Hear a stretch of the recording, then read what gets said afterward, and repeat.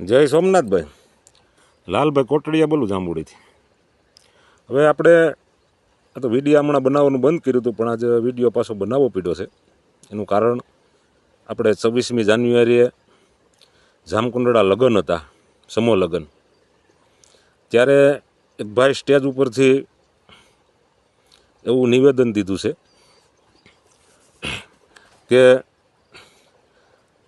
સમાજના મસીહા છે ભાઈ તમે સમાજના મસીહા નથી.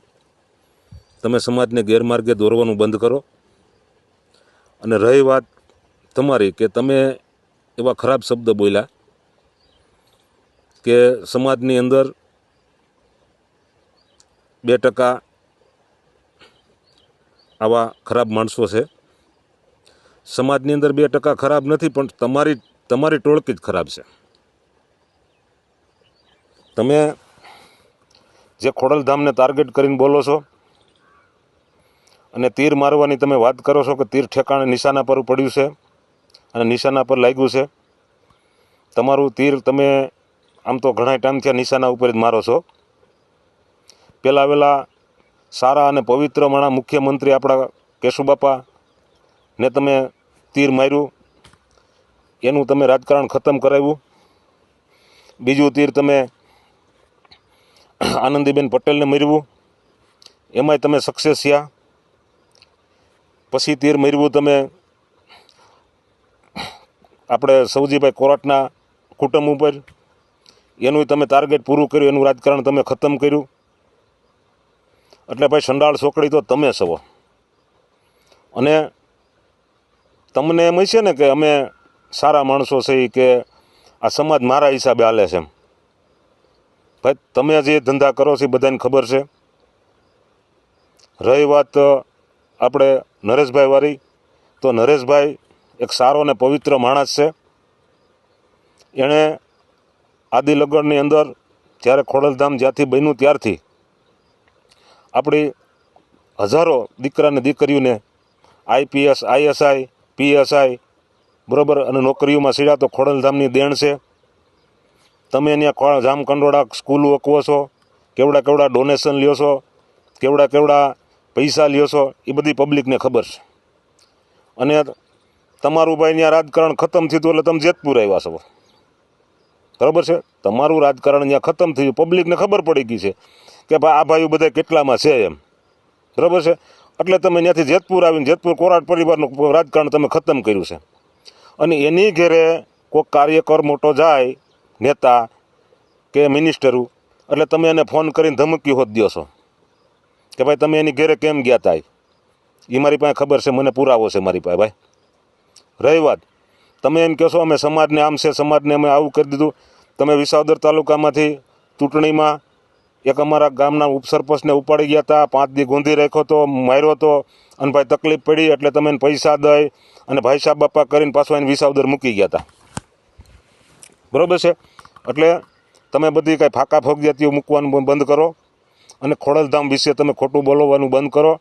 અને ભાઈ તમારી એટલી બધી તાકાત હોય અને તો ભાઈ તમારે આ જે દી સમૂહ લગ્ન હતા તે દી તમારે ભાષણ કરવાની ક્યાં જરૂર હતી, બરાબર છે. તે દી તમારે બોલવાની જરૂર હતી કે મારા તીર નિશાના ઉપર તીર લાગ્યા છે ને 2 દી પછી બધાને ખબર પડશે એમ.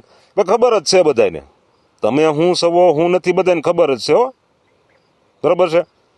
તો તમે બધા એટલા બધા તાકાતવાળા છો, તો હવે પબ્લિકને ભેગી કરીને પછી કયો ઓલા લગ્ન કરવાના હોય, સમૂહ લગ્ન કરીને પબ્લિક ભેગી કરી અને હાટું તમે સમૂહ લગ્ન કર્યા હતા.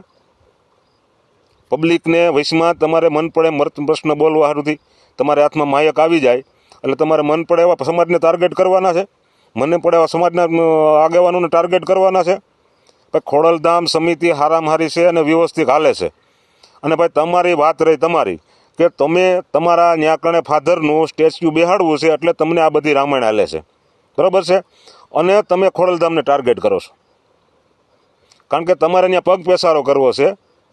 ત્યાં ખોડલધામમાં તમારો પગ પેસારો નથી થતો એટલે તમને આ તકલીફ છે, બરાબર છે. રહી વાત ચૂંટણીની વાત તમે એકવાર મૂકી દો, તમારે ત્યાં પગ પેસારો કરવો છે કારણ કે ખોડલધામમાં તમને દેખાય છે બધું, બરાબર છે. એટલે તમે ટાર્ગેટ કરો છો ખોડલધામને. બીજો કાંઈ તમને તકલીફ નથી. રહી વાત અલ્પેશભાઈ તમારી કથિરિયા, તમે ભાઈના સમર્થનમાં આવ્યા એમ ને?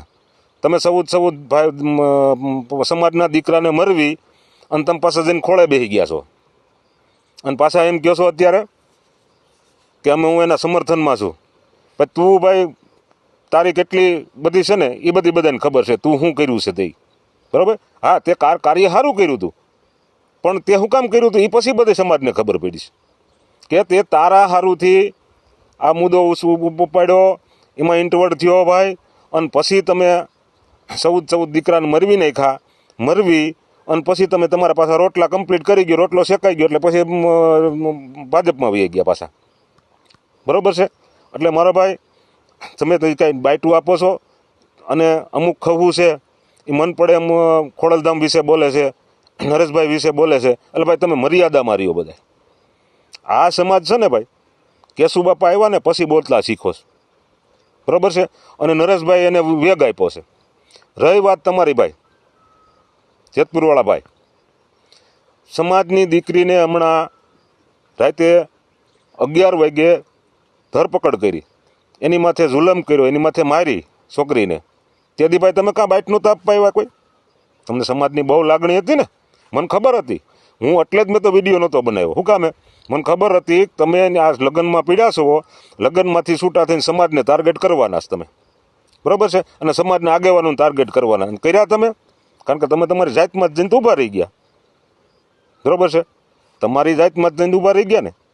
તો ભજતપુરમાં તમારે દીકરીને મર્ડર થઈ ગયું જાહેરમાં, એની વિશે તમે શું કર્યું? ફાંસી આપી તમે? બોલ્યાથી પછી ક્યારેય તમે નથી બોલ્યા, કારણ કે તમારે તમારી મતની પડી છે, તમારા સમાજની કાંઈ નથી પડી. સમાજ આવે, રીએ, જીવે, મરે, અને સમાજ તો છે ને ભાઈ આમ રાજા રામ વખતમાંથી હાલ્યો આવે છે આમને, બરાબર છે? કોઈ એમ કહેતું હોય કે અમારી હિસાબે સમાજ હાલે છે, તો એવું કોઈને વિચારવું નહીં કે ભાઈ ગાડ